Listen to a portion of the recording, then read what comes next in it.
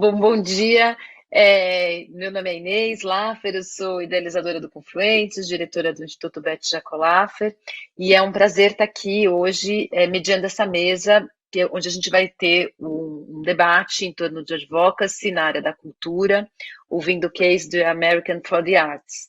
Eu queria, esse evento é realizado pelo Impacta Advocacy e pelo Impacta Hub de Brasília, e eu queria agradecer aos patrocinadores, então o Instituto Alana, a Fundação Maria Cecília Souto Vidigal e o Galo da Manhã. E também agradecer aos parceiros institucionais, o Advocacy Hub, Confluentes, o GIF, o Grupo Mulheres do Brasil, o Instituto Etos e o Nexo Jornal, que é o parceiro de mídia desse encontro, e também agradecer ao público que está aqui com a gente hoje. Eu vou apresentar aqui os nossos convidados dessa plenária. A gente vai ter, por vídeo, o Jay Dick. O Jay Dick é diretor sênior de assuntos governamentais da American for the Arts. Ele atua junto a autoridades públicas para promover o valor das artes e da cultura. E ao longo de mais de 25 anos, ele coleciona experiências no setor privado, no setor público e em organizações da sociedade civil, tendo conhecimentos amplos de política artística, governos, processos legislativos e advocacy de base. O Jay é formado em ciências políticas, com especialização em história americana pelo Greenwich College. Ele é reconhecido como autoridade em fomento legal no setor cultural. A gente vai ter também, então, o Jay, a gente vai ouvir alguns vídeos que ele gravou para a gente, especialmente para esse encontro. E aí vamos ter aqui na mesa o Paulo Zuben, a Aline Torres e o Eduardo Saron. O Paulo Zuben é diretor-presidente da Associação Brasileira de Organizações Sociais da Cultura, a ABRAOSC, desde 2018. Ele é compositor, é administrador de empresas, ele é doutor em musicologia pela USP, mestre em comunicação e semiótica pela PUC, com graduação em música e bacharelado em composição pela Faculdade Santa Marcelina. Ele também é formado em administração pela GV de São Paulo e desde 2008 é diretor artístico-pedagógico da Santa Marcelina Cultura, que é a organização responsável pela gestão da Escola de Música do Estado de São Paulo, do Teatro São Pedro e do Projeto Guri. E foi vencedor do Prêmio APCA em 2010. A gente vai ter também aqui a Aline Torres, que é secretária da Cultura da cidade de São Paulo. Ela trabalha com gestão cultural há mais de 10 anos e teve uma passagem pela Secretaria de Estado da Cultura de São Paulo como presidente da Comissão Técnica de Avaliação de Projetos Culturais, e ela é gestora de núcleos de gerenciamento e atendimento administrativo do PROAC e CMS. A Aline já atuou na Secretaria Adjunta de Inovação e Tecnologia da Prefeitura de São Paulo. Ela é formada em Relações Públicas, com pós em Gestão de Projetos Culturais. Ela também dirigiu o Centro Cultural de Juventude Ruth Cardoso e desenvolveu projetos na Fundação Padre Anchieta. E, por fim, a gente vai ter o Eduardo Saron, que é gestor cultural há quase 20 anos e dirigente do Itaú Cultural. Ele é presidente do Conselho de Cultura e Economia Criativa do Governo do Estado de São Paulo. Ele é diretor do MAN.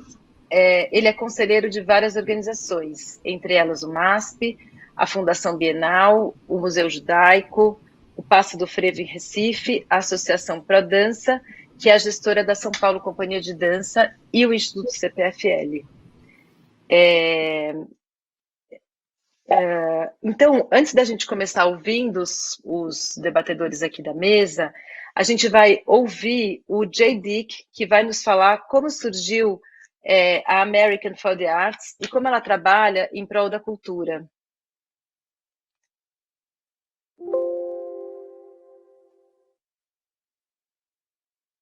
That goes back 61 years, and we were created because there was a need out there.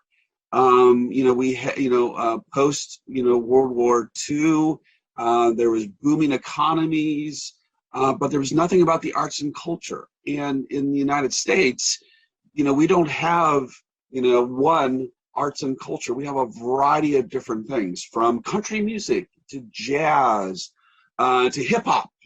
To whatever, opera, ballet. And so it was kind of all over the place. And so there was no funding, no positive public policy being spent on the arts. And so a lot of local like cities, local arts organizations came together to say, hey, we need an organization on the national level to advocate for us, to educate elected officials and their staff why the arts matter, why the arts and culture is something they should care about. Because so often the elected officials, to this day even too, is they have this preconceived notion of the arts are for the elites. The arts are for the Hollywoods of America or the New York City's Broadway. But they don't realize that the arts really have a profound impact on, the smaller rural cities across the country. And in the United States, we have, federal government, we have our 50 states, and then we have about 3,000 counties, which are sub-levels of states. Of those 3,000, only 177 are urban. The rest are rural. And the arts really have a profound impact on those rural areas too. So they came together and said, hey, we need an organization in Washington, D.C. to advocate for the arts.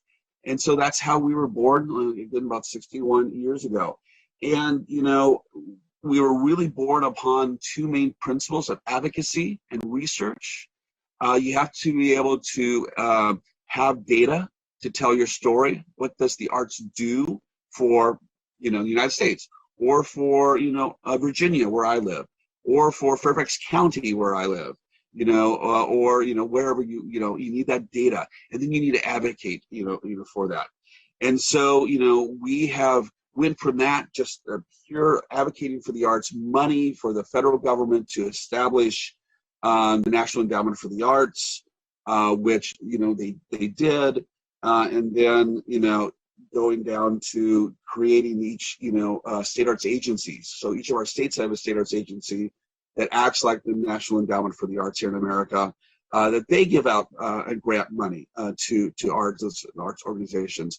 And so is that the federal government was pushed state governments, who pushed city and local governments to create local arts agencies, state arts agencies, county arts agencies, to again shine a spotlight on the value that the arts and culture has or brings to your life, to the economy, and to where you live. Our main advocacy strategy plan is to make sure that everyone realizes how central the arts and culture is to their lives, and it really get those key elected officials to go outside of their mindset of what they think the arts are. Again, the arts are those symphonies, operas, ballets, which are all quite wonderful. But the arts are anything from that to looking around where my office here. Someone designed those bookshelves. Someone created the paint that goes onto my wall. Someone designed the house that I live in. Someone designs the roads that I drive on. Someone designs the parks or the clothes that I'm wearing. So to really emphasize, the arts are not this narrow thing. The arts are this broad expanse of activity in the United States and in Brazil, because it's the same thing, and getting people to recognize that.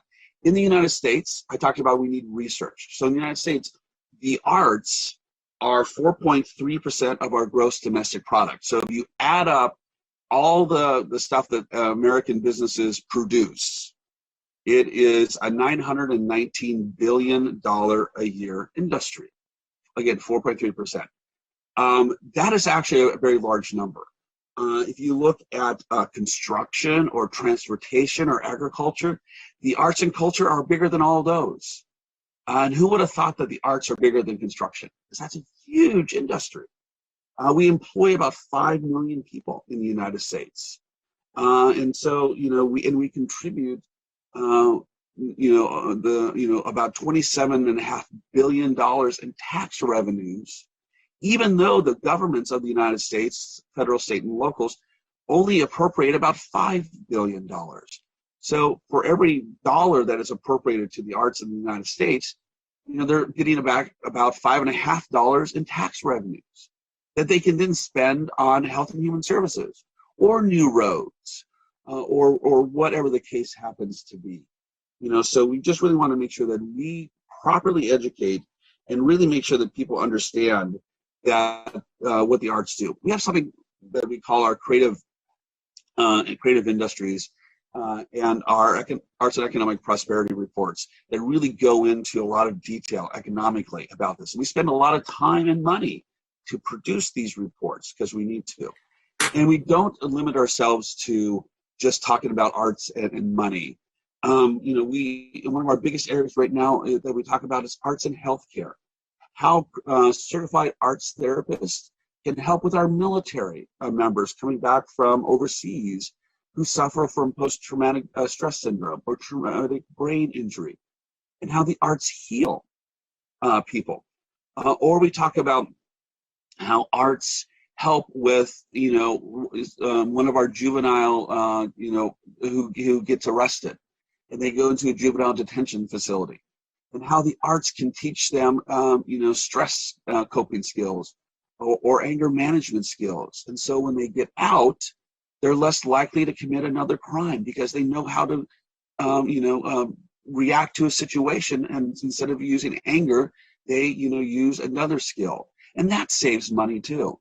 So there's tons of different areas that we talk about that are not what you would traditionally think of the arts, but there's something that really contributes to the society of America, and it helps us out. And that's one of the things that we are really working on at Americans for the Arts. Bom, muito bom ver o Jay. O interessante de quando a gente faz um encontro que tem os vídeos gravados é que a gente pode já se inspirar antes de começar a mesa com a fala que já foi falada, né? Que eu vi antes. Mas, enfim, eu vou começar aqui a conversa pelo Paulo. Paulo, eu sei que a Abraosky tem uma parceria com a American for the Arts, e sei que vocês vêm atuando bastante na cultura brasileira e têm começado cada vez mais a se ver como uma organização que trabalha com advocacy e se fortalecer nesse sentido. Então, eu queria que você contasse um pouco para a gente como que foi que essa visão amadureceu, o que vocês têm priorizado, como é que isso tem acontecido dentro da Abraosky. Vou aqui fazer meu papel de moderadora e antes de passar a palavra para você, dizer que você tem cada 5 minutos. Então, a lógica é isso. Eu faço uma pergunta, são 5 minutos e isso vale para todos. Obrigada. Obrigado, Inês. Bom dia, Saron, Aline. Prazer estar com vocês aqui. A Abraosky é a Associação Brasileira das Organizações Sociais de Cultura, né? Como você disse, Inês. É uma instituição que congrega hoje 18 entidades da sociedade civil. A objetiva, a missão da Abraosky é promover políticas públicas na área de cultura. Hoje os nossos associados empregam por volta de 4.700 colaboradores e a gente atende anualmente mais de 13 milhões de pessoas com os programas e equipamentos que nós gerimos. A participação da sociedade civil é a grande missão da Abraosky, né? A ideia de que a sociedade civil deve participar da gestão pública de cultura é a razão pela qual a Abraosky foi criada. E dentro das ações que a Abraosky realiza, nós fazemos seminários, pesquisas, projetos especiais. E nesse meio aí de tantas ações, nós começamos a perceber que o papel da Abraosky poderia ser muito mais do que isso. Poderia ser realmente fazer uma defesa organizada da importância da arte e da cultura na nossa vida, especialmente na transformação da vida de tantas pessoas que nós hoje servimos, né? E em 2019 houve aqui em São Paulo um risco muito grande de corte de orçamento e naquele momento a Abraosky e as organizações sociais se perceberam enfraquecidas na medida que não tinham uma organização das suas práticas e ações para influenciar as políticas públicas, né? E naquele momento era especificamente em relação ao orçamento do Estado. Acho que a partir daí a Abraosky se entendeu também como uma organização que precisava organizar seus dados. A gente iniciou um censo, iniciou pesquisa, sobre o clima entre políticos, entre servidores públicos, na sociedade civil mesmo, sobre a questão do modelo, da parceria da sociedade civil com o poder público para a gestão desses equipamentos e programas. E, entre outras coisas, em 2021 nós realizamos um seminário sobre advocacy. E nesse seminário, que teve o patrocínio do Consulado dos Estados Unidos, a gente teve como parceiros a Impact Advocacy e também a Americans for the Arts, que já era uma parceira aí da nossa organização, da Santa Marcelina Cultura, desde 2017, quando a gente fez um primeiro seminário sobre esse assunto. E naquele momento a gente percebeu também o quanto era importante trazermos jovens gestores do setor cultural. Então a gente fez uma seleção de 50 jovens para participar desse seminário, inclusive todo o conteúdo, todos os documentos, as aulas mesmo do curso estão disponibilizados no nosso site da Abraosc. E a ideia foi trazer um pouco dessa experiência que o Jay acabou compartilhando com todos aqui, sobre o papel de uma organização e o papel da sociedade civil mesmo na defesa da arte e da cultura. Então, para nós é um trabalho de inspiração. Esses 60 anos deles, obviamente, tem muita história, né, tem muito aprendizado. A gente acredita que pode, com a proximidade com eles, entender como organizar a nossa incidência sobre o poder executivo, sobre o poder legislativo aqui no Brasil, e especialmente essas são as áreas principais aí que hoje a Abraosc está direcionando seus esforços, né? Em relação ao Executivo e Legislativo paulista, principalmente na questão do aumento do orçamento da pasta de cultura aqui no estado de São Paulo, a transparência da execução desse orçamento e a própria defesa do modelo de participação da sociedade civil na execução dessas políticas públicas. Então, o Americans for the Arts é para nós uma inspiração, sim. É um trabalho que realmente, como o Jay disse, mostra que arte e cultura é muito mais do que muitas vezes a gente entende, como as grandes organizações, as grandes orquestras, as grandes companhias, mas é muito mais uma ação que inclui formação, que inclui um trabalho ligado diretamente às comunidades, que realmente transforma a vida das pessoas e também, como ele disse, tem um impacto na economia bastante significativo. Vou deixar até para o Saron falar um pouco sobre isso, que ele entende mais desse assunto, tem os números melhor do que eu para falar um pouco da importância da cultura e da economia criativa na nossa economia, né? Então, eu acho que a fala dele foi muito inspiradora mesmo. É um prazer aqui estar com vocês e passo a palavra aí para os outros convidados. Obrigada, Paulo. Eu acho que a gente vê realmente que a cultura ela movimenta uma soma expressiva da economia, né? E acho que isso é muito interessante dessa fala do Jay. E acho que muito interessante quando a gente olha também para a atuação do setor público, porque a gente não está só pensando no fomento direto, mas em como a economia se movimenta e como a gente pode olhar para a cultura como um fator de desenvolvimento da própria sociedade, né? Então, eu vou fazer aqui uma pergunta para a secretária, para a Aline. Prazer ter você aqui com a gente. A gente aqui nessa mesa tem muitas pessoas representando organizações da sociedade civil. Eu queria ouvir um pouco do ponto de vista do gestor público. Como é receber, como gestora, a atuação das organizações que vêm fazendo advocacy, que vêm procurando a secretaria, nessa colaboração das políticas públicas e da regulação em torno da cultura. Queria que você contasse um pouco para a gente como tem sido esse diálogo, com quem você tem dialogado, e como é que você vê, do lado da gestão, essa prática do advocacy, qual a sua percepção, seu entendimento, como é que isso faz avançar o seu trabalho. Obrigada. Imagina, Inês, é um prazer a gente estar aqui nessa mesa. Eu acho que a administração pública ela tem uma função que é essa de prover a políticas públicas de cultura. Eu acho que depois da pandemia, o advocacy e essa relação com as organizações sociais, ela se tornou cada vez mais necessária, além não só importante. Porque a administração pública ela tem uma burocracia muito grande do lado de cá do balcão, para você conseguir prover orçamento, fazer a análise do impacto desse orçamento de fato na comunidade. A administração pública sozinha ela não consegue fazer isso sem o apoio das organizações e dessa estrutura de advocacy. O Paulo estava falando dessa análise de dados que eles fizeram essa pesquisa, né, compactuada que eles fizeram na gestão da Secretaria de Estado de Cultura, e a gente também tem aqui que o Estado apresentou no começo do ano um número bem impactante da cultura economicamente, e aí a gente pensando no impacto econômico da cultura e no impacto social que a cultura e a arte têm na sociedade, em especial aqui na cidade de São Paulo. Quando a gente consegue identificar que a gente precisou fazer uma mudança muito grande de pensamento e de ação, isso precisou muito das entidades sociais para a gente conseguir fazer. Então, agora a gente está no momento de retomada econômica. Então, como que a gente vai fazer uma retomada econômica pensando nesses grupos, pensando nessa classe da sociedade que foi a primeira a ser prejudicada, que são os artistas, que é a arte no geral, como que a gente vai conseguir prover um impacto, direcionar esse impacto econômico para eles? Então, nossas primeiras ações aqui esse ano foram fazer ações de retomada para bares, casas de shows, equipamentos culturais. A gente acabou de lançar um edital de retomada econômica pensando em coletivos e grupos de diversas linguagens, incentivando as pessoas a fazerem uma retomada de espaço de maneira consciente, pensando em todo esse momento de Covid, né, para não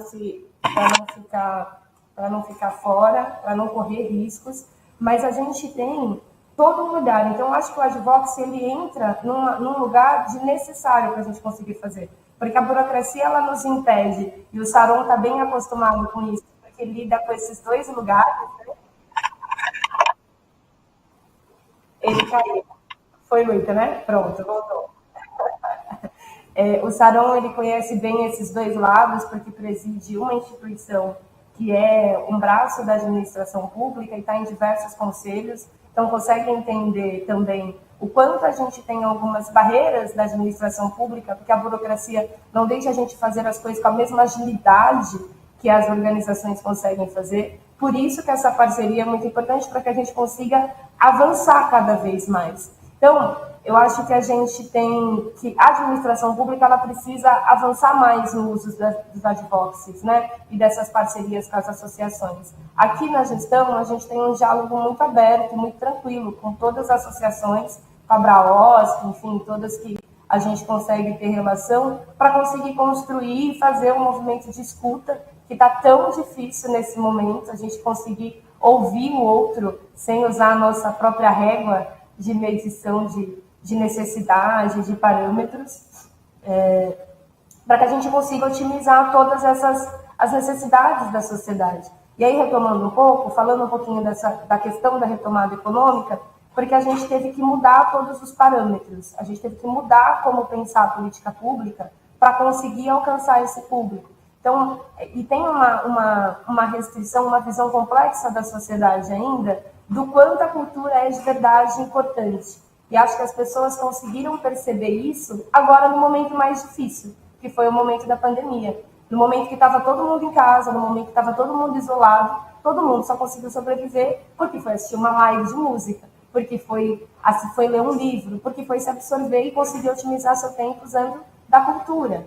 O que antes existia vamos dizer assim, um preconceito da sociedade que não querendo que a administração pública usasse e retomasse grande parte do seu orçamento para a cultura, visto que no Brasil a gente tem uma destinação ainda muito pequena do que a gente realmente deseja e precisa direcionado para a cultura. A gente tem grandes avanços, a gente teve um grande aumento de orçamento aqui na cidade de São Paulo, na Secretaria Municipal de Cultura, mas ainda existe um olhar da sociedade contra isso. Então, eu acho que, apesar de termos vivido, estarmos vivendo ainda num momento de isolamento e muito caótico de perdas, foi um momento que fez com que a sociedade tivesse um outro olhar para a necessidade da cultura. Eu acho que isso só foi possível por conta de todas essas parcerias da sociedade civil e das entidades conseguirem espalhar e fomentar cada vez mais esse olhar. Obrigada, Aline. Acho muito bom a gente saber que teve um aumento no orçamento. A gente, tradicionalmente, né, os orçamentos da cultura não costumam ser os mais altos em nenhuma gestão. E a gente realmente, assim, agora que a gente está começando a melhorar aqui a Covid, enfim, os números da Covid, eu particularmente fico muito ansiosa para poder voltar a frequentar os espaços culturais, né? A gente acho que foi muito agraciado por tudo que dava para fazer online, mas espero que a gente possa também em breve fazer, enfim, circular em todos os espaços e tudo que acho que as artes e a cultura têm para oferecer mesmo para o desenvolvimento enfim, do ser humano mesmo, da sociedade. Saron, sua vez agora, assim. Então, eu desculpa que eu me atrapalhei aqui com coisa técnica, eu escutei aqui. Mas, Saron, queria que te ouvir um pouco, assim, sua percepção sobre o papel da política cultural hoje no Brasil, os desafios, e, claro, se você tiver os números da economia, enfim, do quanto a economia criativa e a economia cultural move, e como é que isso tem sido importante para a gente, seria ótimo te ouvir a respeito. Maravilha. Inês, obrigado pelo convite. Bom te ver aqui. Nosso querido gestor da Abraoski, a gente tem uma relação histórica, né, querido, também. Bom te ver aqui. E a Aline também, bom te ver aqui. Você que mais do que já esquentou essa cadeira aí, tá todo vapor, a gente já teve várias reuniões aí sobre seus desafios e me feliz em tê-la como gestora da cidade de São Paulo, né? Uma mulher negra, tem uma luta, tem uma história, embora seja jovem, já tem uma história de bastantes desafios cumpridos, então, muito bom. Bom, eu acho que Inês, você trouxe bem, né? Foi importante o vídeo do Jay, porque já nos pauta, já nos orienta um pouco a nossa conversa aqui, tão bem tratado por nós todos. Primeiro, eu acho que ele toca numa questão importantíssima, que é essa perspectiva de termos a arte e a cultura como centralidade das políticas públicas, né? Eu acho que talvez esse seja o mais importante, o maior, o mais qualificado desafio que nós, do mundo da cultura, temos pela frente, seja a Aline, do mundo público, seja eu aqui, numa instituição privada, naturalmente com espírito público, né? Sejamos nós todos, né? Esse é um grande desafio. Como a gente convence, a sociedade, que arte e cultura vai muito além do simbólico.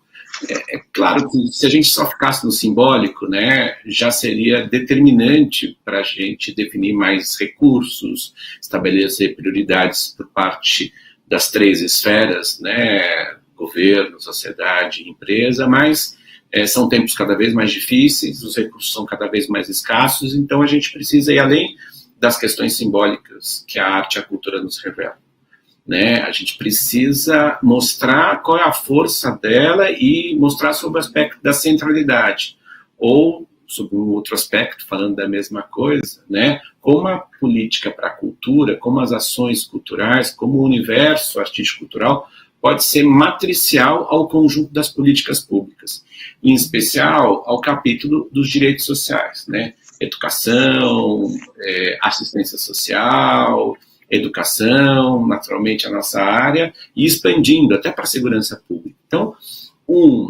pensar sobre esse universo é fundamental.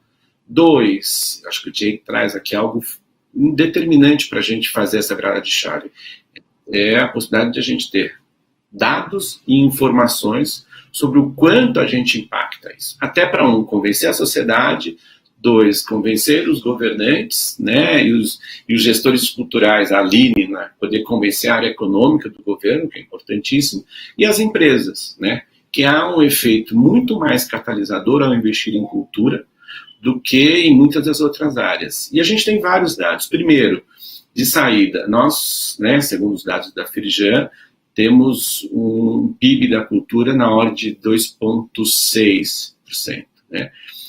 A Firjan foi uma das poucas organizações no país que conseguiu cotejar esse PIB, né? Ela inclui aí algumas outras áreas para expandir isso, ela inclui publicidade, ela inclui arquitetura, mas também fala da economia criativa, da indústria criativa, né? A gente no Itaú Cultural fez um grande levantamento a partir dos dados duros do IBGE, de qual é o perfil do emprego da indústria criativa, e nós respondemos, a gente pegar os 3 universos, artistas, pessoas que trabalham para artistas, advogados, contadores, e também pegarmos pessoas que têm uma formação intensa no mundo da economia criativa, no mundo da criatividade, um design, por exemplo, está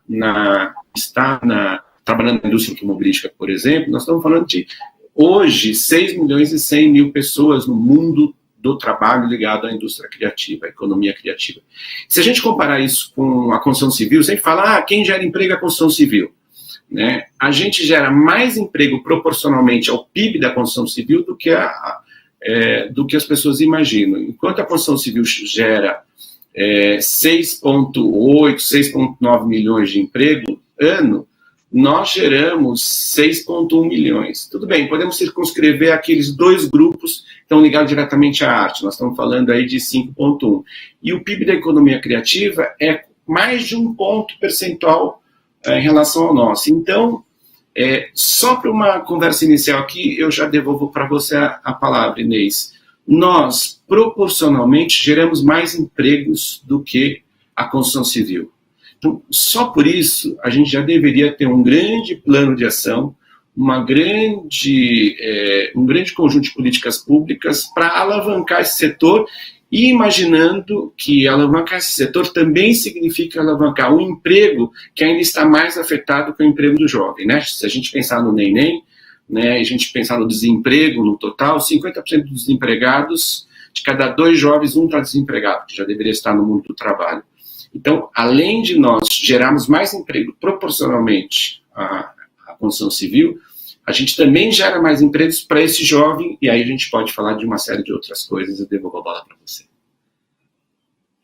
Obrigada, Saron. Muito interessante. Acho que a gente vai ter oportunidade aqui nessa mesa de seguir nessa conversa, porque acho que é muito interessante quando a gente começa a colocar em números, em fatos, né? Eu acho que isso alarga muito o debate e a gente não fica só nessa discussão sobre porque, por princípio, cultura e arte são importantes, mas a gente vê o quanto isso, enfim, o quanto esse segmento enriquece, né? Não só simbolicamente, mas também economicamente. E aí, antes de eu voltar a palavra para vocês 3, a gente vai ver mais um vídeo do Jay, onde ele vai falar sobre alguns aprendizados e algumas ações de advocacy da American for the Arts. The main lesson is advocacy never, ever ends. There's always a new someone getting elected. There's always a new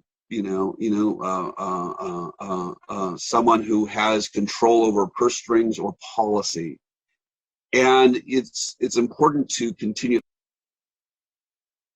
to educate them. And what we tell people is it's much easier to educate someone at the very local level. So in the United States, a city council person, and you probably have very similar there in Brazil, because a city council person oftentimes goes to become mayor. And a mayor oftentimes goes to become a state legislator or a governor. And a governor oftentimes becomes a United States senator. And they oftentimes become president of the United States. And so if you can educate them down here about the value of the arts, as they go up, the political food chain, they still know what they learned down here. But if you don't tell them anything about the arts until they're up here, it's too late. They're not going to realize it. It's not going to be part of who they are. And so we're always talking about educating at the very local level, because it's easy to get to them, to establish a relationship with them. So when you do need something, they have the information, they know who you are, they know that you're a good person, they trust you, and they're going to listen to you. And hopefully then that makes better policy. And so it's a very long game. We always say the arts advocacy is not a sprint, it's a marathon. It takes, years to unpack this. You never know. A lot of our senior leadership were very local elected officials 20 years ago, and now they are here. And so, Americans for the Arts, over our 61-year history, has said, we understand that. We know it's the long game that we have to play, year after year. But if we do that, we overlay it with great research, We overlay it with great advocates in the in every city and state in the United States. We have about 500,000 people that are on our email list. So if there's a bill on Capitol Hill in Washington, D.C. that we need someone to vote or they're going to vote on, we send an email out and we get like 60, 70,000 emails in to the elected officials to say, vote for the arts. That's really important. And then doing that all the time, it's 365 days a year type of a thing. And you do that all the time, you're consistent, you have good message, you have good stories about why the arts matter, and you have good research, you'll be successful. So oftentimes when you think of advocacy, you think it's just solely targeted towards that elected official, whether they be on the federal, state, or local level. And that's the end goal, because they're the decision maker at the end of the day. But when I talk about an advocacy program, I talk about an advocacy pie. And there's lots of pieces in each of the pies. So you have the elected officials, then that you have to advocate to. Then you have like business organizations that care about the arts. And if you can get educate them and to get them to talk about why the arts matter, that's another level. You have another level of the media. If you can get letters to the editor or whatever, newspaper articles about the positivity of the arts, that's another level, because those key decision makers down here will read that up here, from the news or whatever the case is. You have the grass roots people. Those are that 500,000 that are emailing people in to say, we want you to vote, elected officials, we want you to vote, for something like this. And then you have something called grass tops. So grass tops are those of the grassroots that have a personal relationship with their elected official. So I'm a grass top in Virginia where I live because I know personally my elected officials. I have their cell phone numbers. They come to my house for my birthday party. I go to their house for theirs. And it's much harder to tell a friend no, especially if you have a bunch of grassroots emails giving you political cover. So if you combine all of these things, you'll have a successful advocacy program. But if you only just do one or two, and they shift from, campaign to campaign. But if you holistically look at that, you're going to be more likely to succeed than not.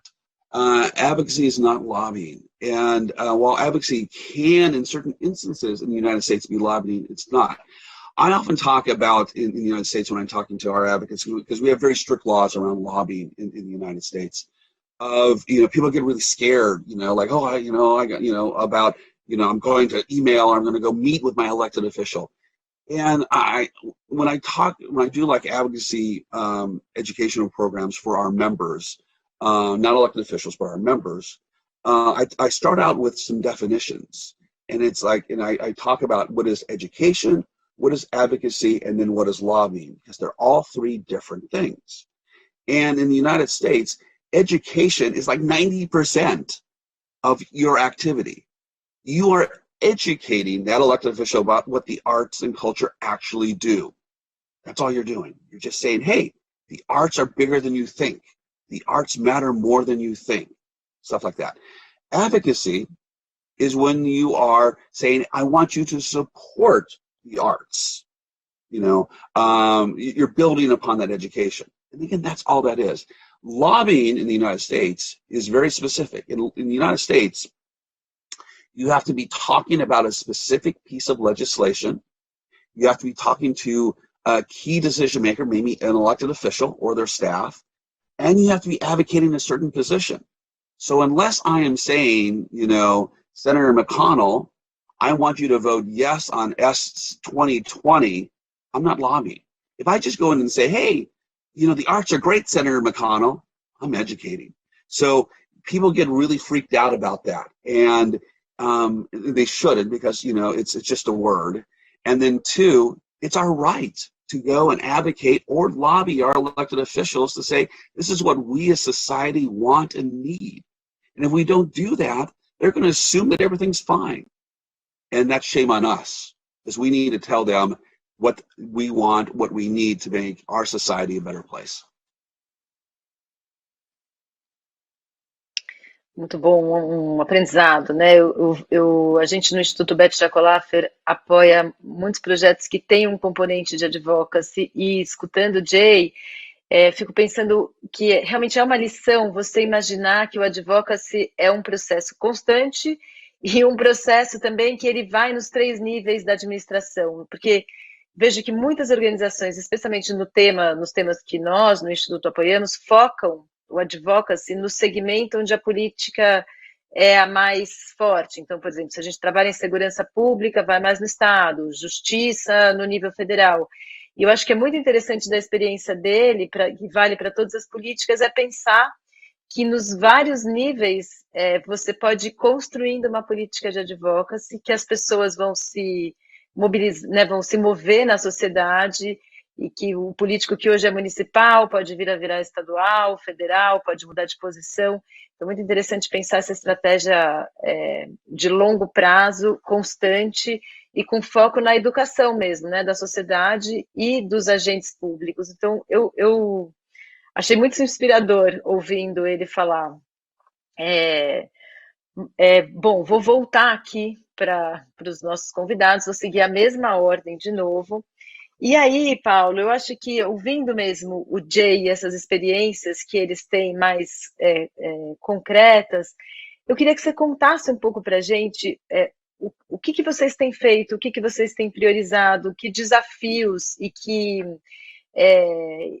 coisas precisariam ser melhoradas, em que segmentos vocês têm focado o advocacy na Abraosc? Então, o que é importante de mover, quem são os agentes que vocês têm procurado mover, em que níveis vocês têm trabalhado, enfim, saber um pouco, ouvindo a American for the Arts, o que isso reverbera na nossa política cultural e na ação de advocacy de organizações da área da cultura.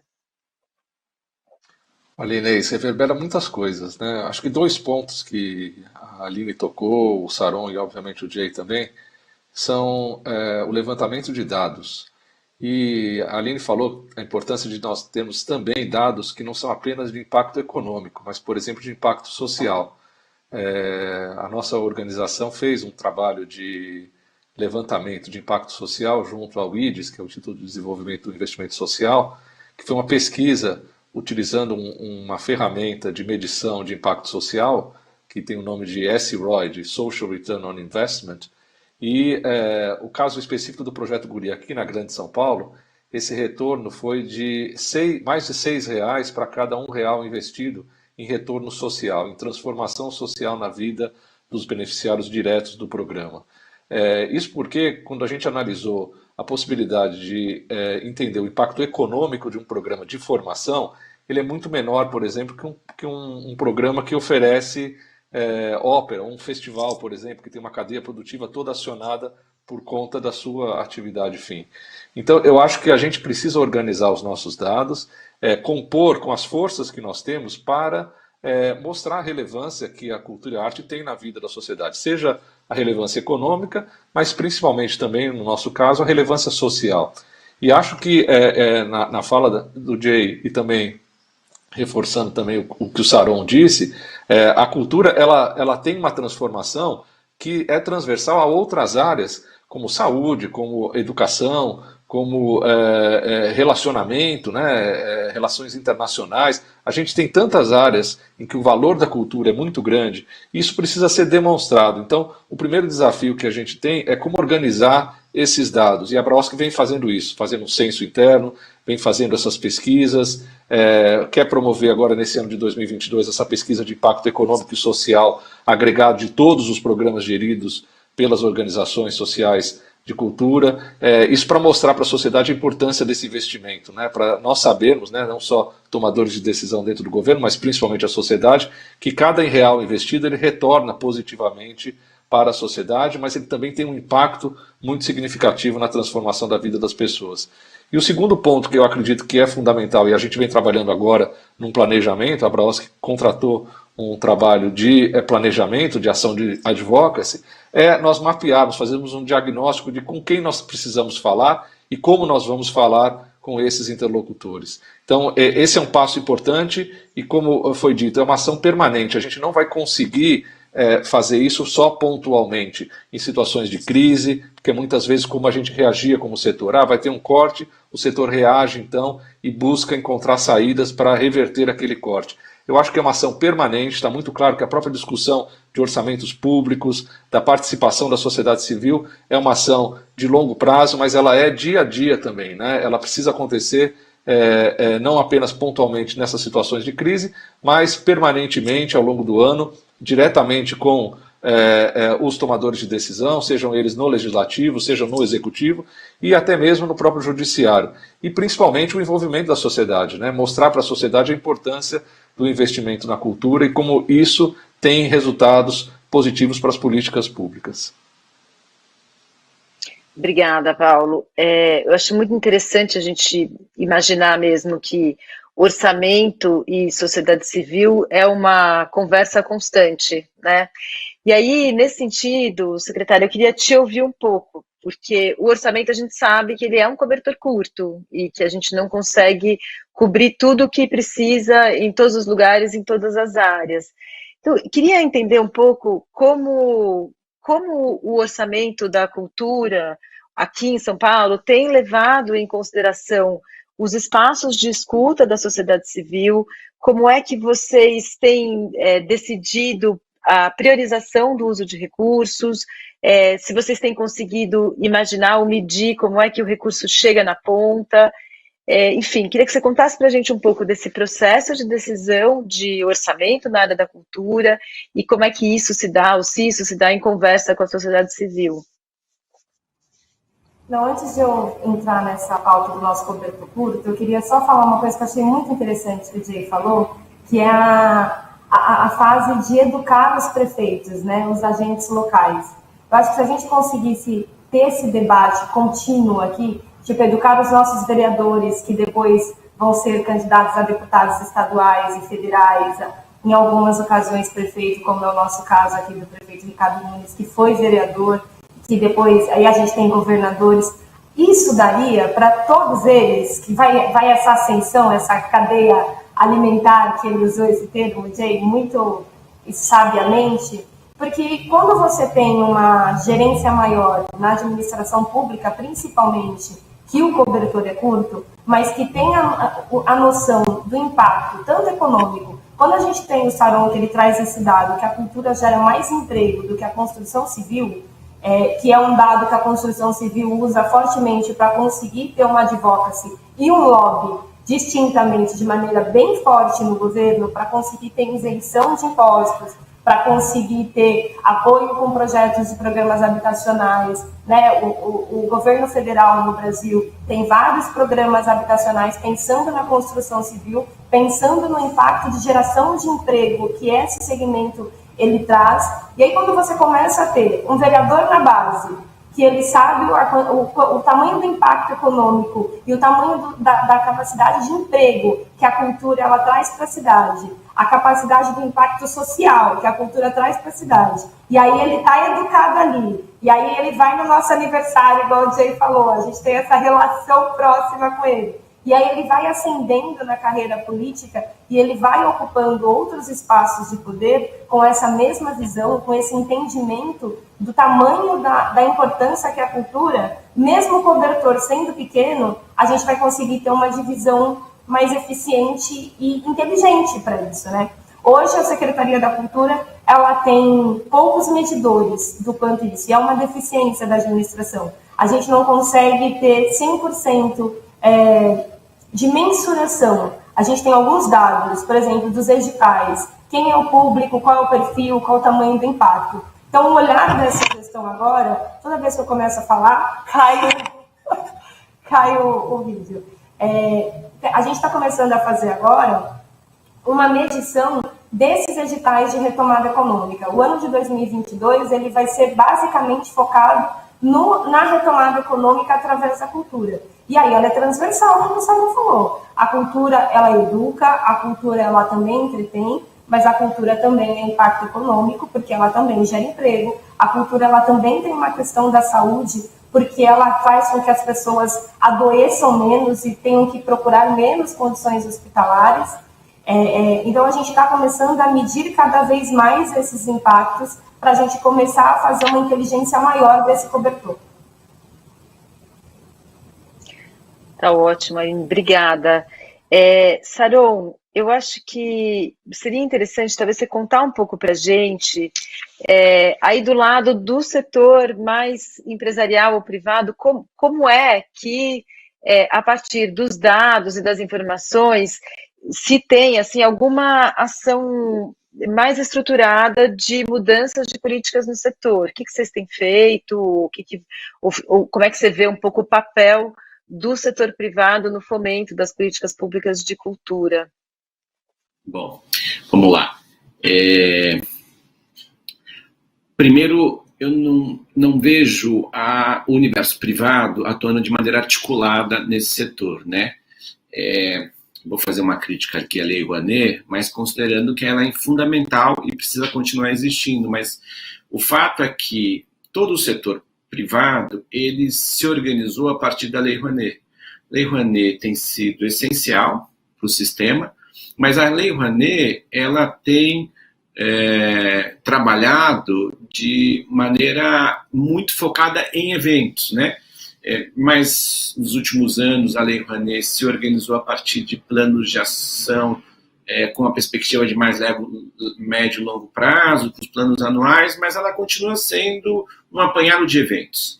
E eventos, eu costumo dizer, eles ficam no vento. E é preciso que a gente mude esse drive, é preciso que a gente reconheça que, além, naturalmente, dos eventos, e os eventos fazem girar a economia da cultura, fazem a arte e a cultura acontecer, a gente precisa ter um olhar para esse universo sob a perspectiva da perenidade do legado. Por isso é importante, inclusive, e o Paulo Zubin está aqui e representa muito bem isso, essas organizações que têm um planejamento de longo prazo, têm seus corpos estáveis, têm seus equipamentos, e é importante que o setor possa olhar para essas organizações, mas também olhar para o mundo da cultura e da arte mais ligados aos produtores independentes sob a perspectiva de uma ação continuada, de uma ação de cauda longa, né? Da mesma forma que o Jay nos falou que fazer advocacy na cultura exige uma cauda longa de atuação, também fazer arte e cultura exige uma cauda longa, né? Para a gente, inclusive, observar esses impactos múltiplos que a arte e cultura pode gerar, como a Aline falou, na saúde, na educação, é preciso programas continuados, não eventos pontuais, né?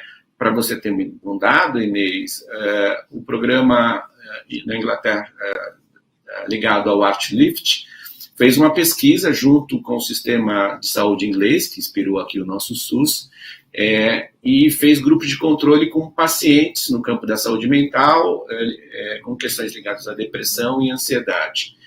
E com o grupo de controle que eles tiveram, esses pacientes foram impactados pela turma das artes cênicas, reduziu em 27% a hospitalização dessas pessoas e em procura para consultas reduziu em 37%. E essa redução, o Sistema Único de Saúde mediu, deu uma diminuição no impacto sobre o orçamento da saúde deles dos quase 250 libras por pessoa. Olha o impacto que a arte e a cultura gera para a saúde e que, portanto, gera para o sistema como um todo. Mas, claro, essas coisas não podem ser feitas de maneira eventual, de maneira pontual. Precisam ser feitos com essa perspectiva do legado e da perenidade. E, nesse sentido, gerar dados, informações, conhecer esses dados, convencer, né, os 3 níveis da União e também a sociedade, né, e convencer as empresas, é fundamental para que a gente olhe a arte e a cultura como um espaço de profundo desenvolvimento. Isso. Obrigada, eu caí aqui uns minutinhos, uns segundinhos, mas enfim, a gente vai ter mais uma aqui, rodada de comentários, e vou começar aqui de novo pelo Paulo. Paulo, eu queria assim, te ouvir um pouco, ouvindo aqui o Saron, a gente vê como é importante esse espaço da coordenação, né, entre quem está na sociedade civil, quem está setor privado, quem está em governo. Como é que você vê o trabalho da Abraosc, que tem, né, enfim, as OS estão muito próximas da política pública? Como é que você vê esse espaço de articulação? Como é que você vê esse espaço de articulação e de advocacy mesmo em torno do, enfim, da política cultural, comentando aí um pouco essa última fala aí também do Sarão, que acho que faz muito sentido. Eu vejo um amadurecimento de todo o setor, né? O Sarão tocou num ponto importante. A gente tem um ecossistema cultural, né? A cultura não é feita só pelas grandes organizações. E, obviamente, a Abraosc entende o seu papel na defesa dos programas e equipamentos geridos em parceria com a política pública, mas também sabe da importância, como o Sarão bem disse, dos produtores culturais, dos pequenos artistas que muitas vezes são empregados, né, são postos de trabalho criados pelos nossos programas e equipamentos, mas também por produtores independentes. Então, a ideia de você ter uma visão sistêmica da cultura e um apoio de todo o setor, então, para editais, para o fomento direto, para as parcerias com a sociedade civil, para outros tipos de ação da política pública cultural, é fundamental. Então, o nosso papel, a nossa defesa é por todo esse ecossistema, né? A gente não está fazendo uma defesa exclusiva das ações que envolvem os orçamentos específicos dos programas e equipamentos geridos, né? Então, eu acho que esse olhar holístico, esse olhar de todo o segmento é fundamental. E eu vejo assim que há um amadurecimento, né? Todos nós estamos mais dados, levantar pesquisas, sermos parceiros na avaliação de resultados, de impacto desses programas. Eu acho que a gente tem situações que foram criadas em algumas instâncias, como, por exemplo, o Conselho de Cultura, do qual o Sarão é presidente aqui no estado de São Paulo, diretamente ligado ao governador. É um espaço muito positivo para discussão com a sociedade civil e o poder público sentados à mesa conjuntamente das ações de políticas públicas do Estado. Eu acho que a secretária colocou bem, existe uma abertura muito grande no município para essa interlocução também com a sociedade civil, principalmente com programas e ações não só dos grandes equipamentos, mas também que apoiam projetos nas periferias da cidade, que envolvem programas de formação em arte e cultura. Então, eu vejo de uma maneira muito positiva o que está acontecendo. Eu acho que a gente precisa realmente aprender com boas experiências. Essa experiência do Americans for the Arts é muito inspiradora, mas também eu acho que é um aprendizado de muitas pequenas coisas que eles fazem no dia a dia, de ações, de forma de interlocução, de construção de narrativa. Isso tudo eu acho que é um processo de aprendizado. Eu acho que a gente está aqui discutindo isso hoje.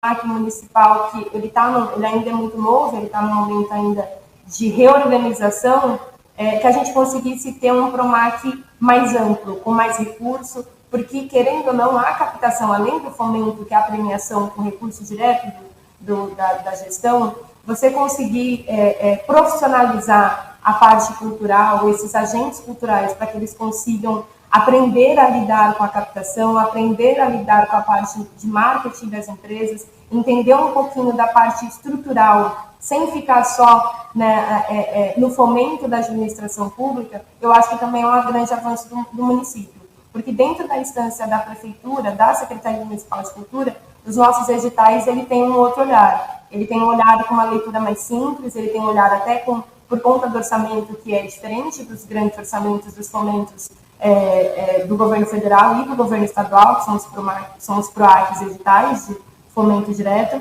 A gente tem o edital de periferia, o VAI, que ele também é pensado mais para uma população mais jovem e que ainda não está lidando com essa linguagem do marketing. Então, acho que para fechar, um grande sonho é a gente conseguir fazer ações casadas com todas as instâncias de governo e conseguir fazer uma formação de profissionalização melhor dos nossos agentes culturais da cidade. Obrigada. Vou passar aqui agora, então, para uma última pergunta para o Sarão. A gente, enfim, conhece muito a parte programação, fomento do Itaú Cultural. Não sei se é só ignorância minha, mas eu queria saber um pouco se o Itaú Cultural tem uma ação estruturada nesse sentido de articulação e nesse sentido de influenciar a política pública, olhando não só para os eventos, mas para o todo. Como é que se dá essa relação com outros atores, enfim. Maravilha, eu voltei agora, viu? Então não peguei parte das conversas anteriores, Inês. Espero não atravessar o samba aí em relação a Aline e o Paulo. Mas assim, a gente tem sim uma ação bastante estruturada. Nós criamos há 11 anos uma unidade dentro do Itaú Cultural chamada Observatório de Políticas Culturais. A gente tem 3 focos no observatório. Um é essa questão que a Aline trouxe, que é gerar um espaço bastante diferenciado de qualificação do gestor cultural, do produtor cultural. Nós temos um mestrado com a Federal do Rio Grande do Sul sobre economia da cultura, temos uma pós-graduação em gestão cultural e trafegando no campo da curadoria, no campo da arte também, com singularidades. Temos aí várias iniciativas de curso de programação. Então, um foco é a qualificação, outro foco é gerar dados e informações para o setor, né? Temos um programa de painel de dados que obtém dados duros aí do IBGE, PNAD e outros recortes aí para a gente poder falar um pouco desse universo da economia da cultura. E um outro foco que é publicação. Para nós, viu, Inês, construir política pública é, de fato, um desafio monstruoso. Imagino a Aline o quanto deve, dia a dia, aí, vivenciar um leão sendo alcançado por dia, né? Porque quando a gente pensa em política pública, né, os autores sempre falam num ciclo com 5 grandes momentos, né? Acontece que no campo da cultura, desses 5 grandes momentos, 2, ao meu ver, tem uma dificuldade imensa de ser constituído, né? A gente fala de agenda, formulação, decisão, implantação e avaliação, né? O ciclo da política pública, né, para esses autores, né, para os grandes autores dessa área, tem esses 5 momentos. Acontece que agenda e avaliação são 2 pontos muito críticos para nós. Primeiro que o mundo da cultura não tem uma agenda articulada, orgânica, né? E por isso, inclusive, a gente criou o observatório para poder oferecer elementos para que o mundo da cultura possa ter uma agenda. A educação tem uma agenda, né? A construção civil, né, como a gente falou aqui, tem uma agenda, né? Mas eu imagino a Aline recebendo uma série de demandas, pressões de todos os lados, e essas demandas, às vezes, não conseguem se articular. Então, a decisão e antes disso, a formulação do gestor público, ou mesmo pensando aqui em política pública a partir do impacto das empresas ou da fundação de onde eu estou aqui, né, fica ainda mais difícil, né? E por fim, né, depois que você consegue desenhar uma agenda, consegue formular sobre essa agenda, tomar decisões para uma implantação, você não consegue terminar o ciclo, porque avaliar o campo da cultura, o campo da arte é muito difuso. Nós temos impactos desde a questão social, a questão da saúde, como a gente falou, obviamente no campo da economia, e essa difusão para a gente conseguir fazer avaliações mais precisas, para retornar ao ciclo, para fazer uma nova agenda, formular de novo, tomar decisões, implementar, é algo bastante complexo. Então, é preciso que mais do que a gente só formule, tome decisões e implante, que a gente consiga avançar na construção de agenda, por isso a importância da Abraosc e de prefeituras focadas em articular o setor, e depois lá no final a gente poder avaliar, né? Você falou, inclusive, no começo, né, Aline, da questão da avaliação, né? O quanto é difícil isso, né? E você também, né, Inês? Então, temos o observatório, pretende, tenta, formula, né, provoca a construção dessas agendas, né? Obviamente, é um setor que não só às vezes é desarticulada, mas como briga muito entre si, né? Um setor que é muito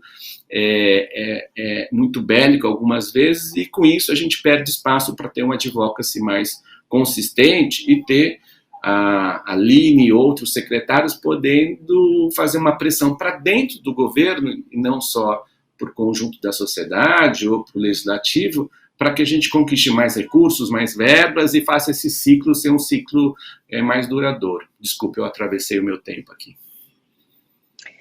Tranquilo, obrigada. Não, acho muito interessante pensar mesmo nesse tema das agendas coordenadas, né, e articuladas.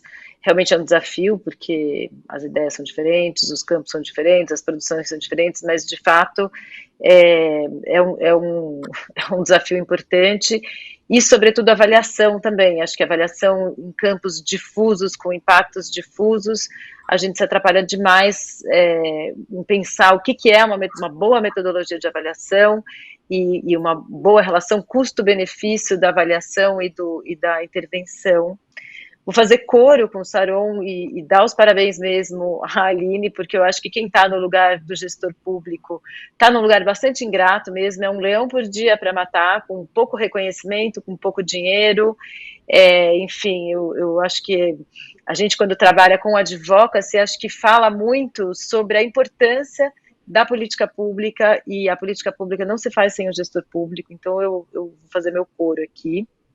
E aí, para a gente encerrar, a gente tem uma última fala do Jay, e aí eu passaria para vocês três fazerem as considerações finais.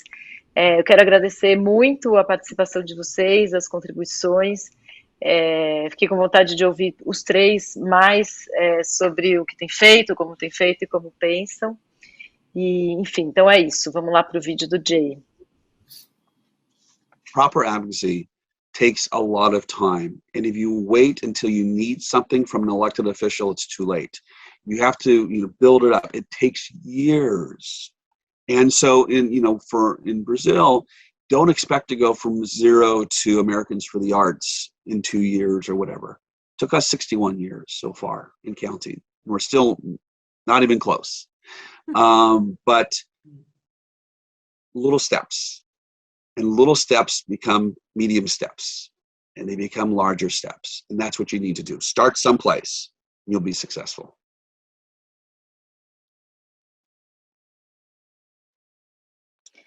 Vou passar para o Paulo, para as considerações finais, e aí a gente segue a nossa ordem. Paulo, Aline e Saron. Eu queria agradecer a oportunidade de estar aqui ao lado do Saron, da Aline, parabenizar a Impacta pelo evento, pela construção aí dessa discussão. Eu acho que nós estamos passo a passo, pequenos ainda, mas acredito que na direção certa. Então, fico feliz de poder compartilhar um pouco o que a Abraosco está fazendo e fico à disposição aí para a gente conversar mais sobre esse assunto. Ele é apaixonante para quem é do mundo da arte e da cultura e não seria diferente para mim. Então, eu queria muito agradecer mais uma vez o convite e dizer que foi um prazer estar com vocês.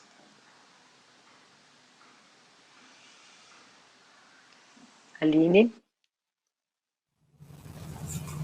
Também quero agradecer, é muito prazeroso sempre estar dividindo um espaço com o Saron, que além de um querido, é uma pessoa que representa a cultura em todas as suas esferas. Eu acho que ele tem um olhar muito interessante, desde a iniciativa privada, da parte das associações e da gestão pública, por estar vivendo há muito tempo com isso. Parabéns ao Fórum por ter tido essa iniciativa de juntar essas pessoas e de trazer o Jay para contar um pouquinho dessa experiência para a gente, que eu acho que foi muito engrandecedor, pelo menos para mim, para a gente absorver um pouquinho do olhar da advocacy, né, nos Estados Unidos, de como que eles estão conseguindo levar isso lá. Me colocar à disposição, através da Secretaria Municipal de Cultura da cidade de São Paulo, para que a gente consiga promover políticas públicas em conjunto da sociedade civil, em conjunto da iniciativa privada. Obrigada.